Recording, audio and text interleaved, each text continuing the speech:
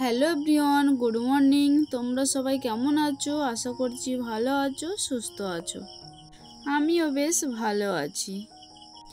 আমি নমিতা, আর আমার আরও একটি নতুন ব্লগে তোমাদের সবাইকে অনেক অনেক স্বাগত। ঘড়ির কাঁটায় এখন বাজে সকাল 7টা।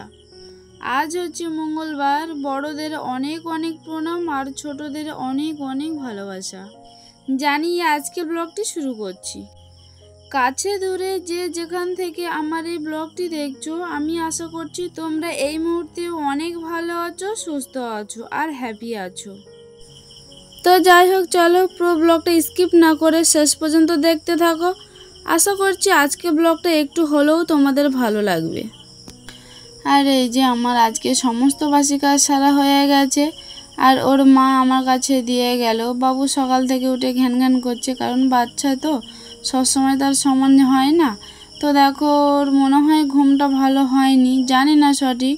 তো কোলে চুপটি করে শুয়ে আছে, ও কিছু করছে না, খেলছে না। তো যাই হোক, দেখো ওকে কোলে নিয়ে বসে আছি, একটু আদর খাচ্ছে। আর এই যে ও একটু ঘুমিয়ে পড়লো, ওর মা নিয়ে গেল। আর তারপরে তোমাদের দাদাভাই মাছ কিনে নিয়ে আসলো, আর এই যে মাছ কাটতে বসে পড়লাম। আর সে ঘুম থেকে উঠে গেছে মাছ কাটতে কাটতে। তো দেখো এই যে খেলা করছে। আর এই যে আমার মাছ কাটা কমপ্লিট হয়ে গেল। আর স্নান করে এসে পূজা টুজা কমপ্লিট হয়ে গেল। গিয়ে তারপরে দেখলাম ও বাজারে থেকে পাঁপড় আনলো, তো পাঁপড়গুলো গুছিয়ে নিলাম। সঙ্গে তেলও এনেছে, তো তেলটা রেখে দিলাম। দিয়ে তারপর আজকে একটু আকাশটা জানো তো রোদ রোদ ভাব আছে, তাই ভাবলাম আচারগুলো একটু রোদে মেলে দেবো। আর এই যে খাটের তলা থেকে আমি আচারের বয়ানগুলো, আমসি আছে, লেবুর আচার আছে, আমের আচার আর আম তেল, 4 রকম আছে। তো দেখো এই দেখো রোদে মেলে দিলাম। এই যে আচারগুলো রোদে মেলে দিয়ে এসে মাছ তো আগেই কাটাই ছিল স্নান করার আগে। তো দেখো রান্নায় বসে পড়লাম। আজ যেহেতু তোমাদের দাদাভাই বাড়িতে আছে, ওই জন্য একটু রান্নার তাড়া আছে। তো সকাল সকাল রান্নাটা বসিয়ে দিলাম। আর আজ রথযাত্রা, জানো তো বন্ধুরা, তোমাদের দাদাভাই বলেছে বিকালে ঘুরতে নিয়ে যাবে। আর এই বৃষ্টির সময় উনুন ধরাতে এতটা প্রবলেম, এতটা অসুবিধা হয় কি বলবো তোমাদের।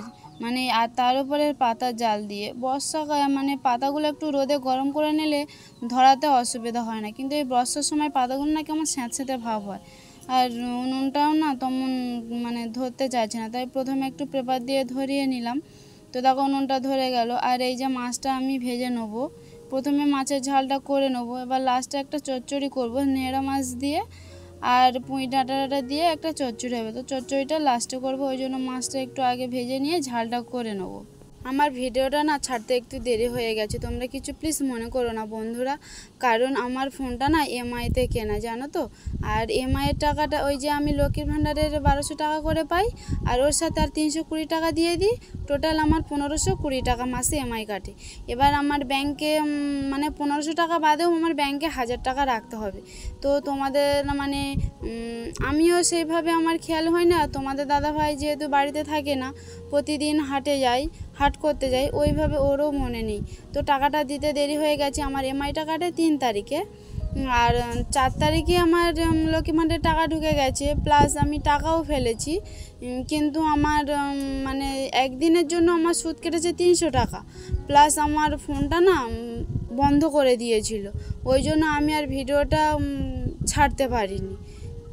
রথযাত্রা মানে এই যে দুপুরে রান্নাটা করে নিলাম, এবার বিকালে খেয়ে দিয়ে বিকালে বার হব, দেখি না ফোনটা পুরো অফ হয়ে গেছে। এবার তো কি বলবো, মনটা এতটাই খারাপ। লাস্টে মানে তোমাদের দাদাভাইয়ের ফোনটা নিয়ে একটু ভিডিও শ্যুট করলাম। যাই হোক, এবার মানে রথ দেখতে গেলাম, প্লাস দোকানটাতেও গেলাম, কিন্তু ওই দিন রবিবার ছিল বলে দোকানটা খোলেনি।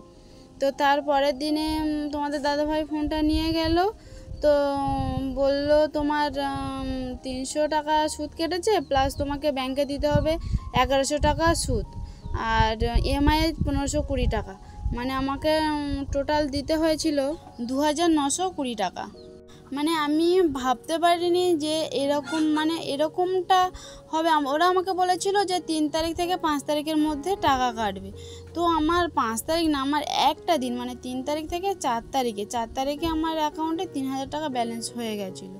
তবু ওরা ওই একদিনের জন্য সুদ কেটেছে, তোমার টিভিএস কোম্পানি কেটেছে 300 টাকা, ব্যাংক কেটেছে 1100 টাকা। আর ওই যে দেখো ওই SMS-টা দিয়েছিল, তারপরে ওই লকটা করে দিয়েছিল আমার ফোনটা। যাই হোক, মন খারাপ নিয়ে ঘুরতে বার হয়ে গেলাম। এই যে দেখো আমার পুচকু পুচকু ননদ তো দেওর, আর এই যে আমার বড় যা, আর এই যে আমার সোনাবাবু, ও আমাদের সাথে ঘুরতে বেরিয়ে গেল। আর ওর মা বাবা ঘরে আছে। তো আমাদের এই যে দেখো প্রথম রথ দর্শন।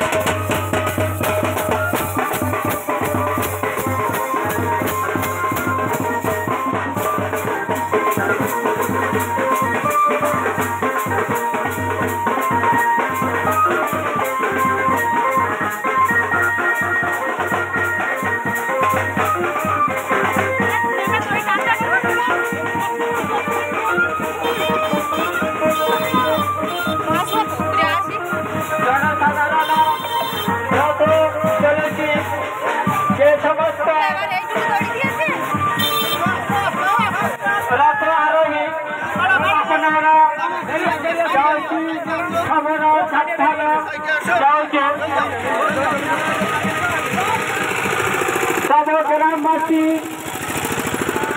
রথ পরিক্রমা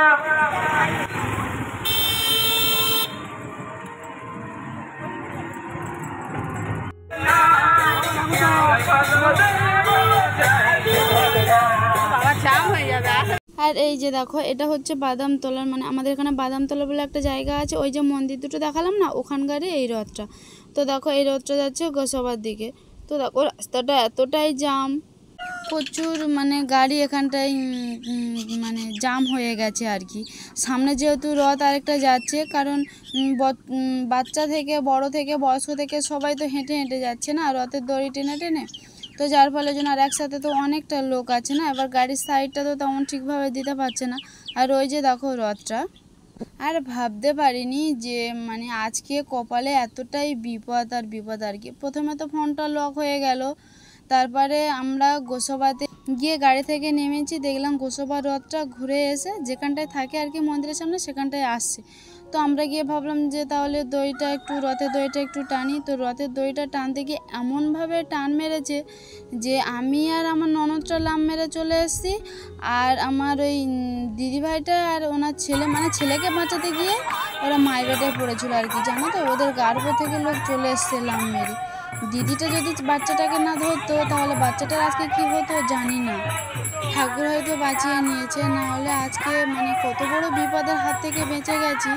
মানে না, আমার সেই দৃশ্যটা না আমার এখনও ভেসে ওঠে, মানে ব্যাগের ভেতরে ব্যাগ ছিঁড়ে পড়ে গেছে, মোবাইল টাকা এদিকে চলে, তাহলে বুঝতে পারছেন যে কত জোরে পড়েছে, মানে লোক ওদেরকে মানে মারিয়ে চলে আসছে।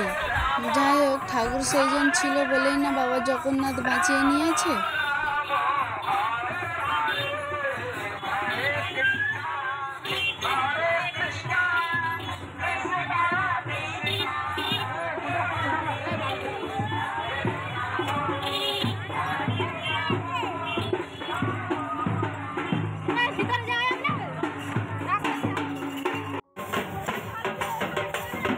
এই যে দেখো সেই গোসাবার সেই মাঠটা, এই রথটা টানতে গিয়েই এই মাঠেতে পড়ে গেছে, জানো তো ওই ইটটা দেখতে পাচ্ছ, ওই ইটের ওইখানটাতে না পড়ে গেছে। আর লোক দেখেছো তো কত লোক।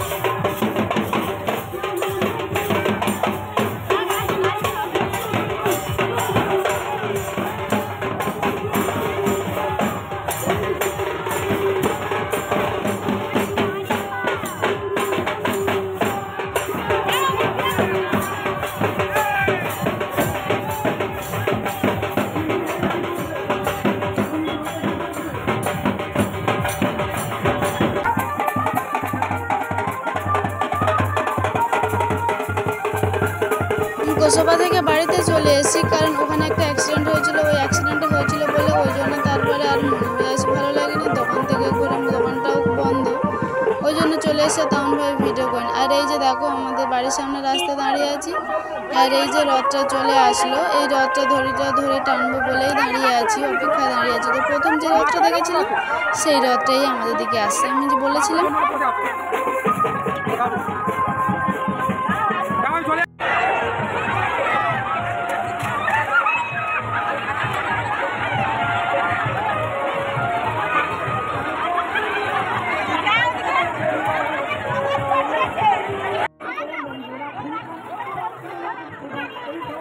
আর দেখো এখানে কত রকম না দিচ্ছে, তোমার চিপস থেকে শুরু করে সমস্ত খাবার।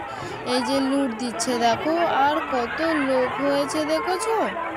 আজকের ভিডিওটা এই পর্যন্ত। যদি ভিডিওটা ভালো লেগে থাকে লাইক, কমেন্ট, শেয়ার আর সাবস্ক্রাইব করে দেবেন। আজকের মতো এই পর্যন্ত। আর প্লিজ বন্ধুরা আমাকে একটু সাপোর্ট করো।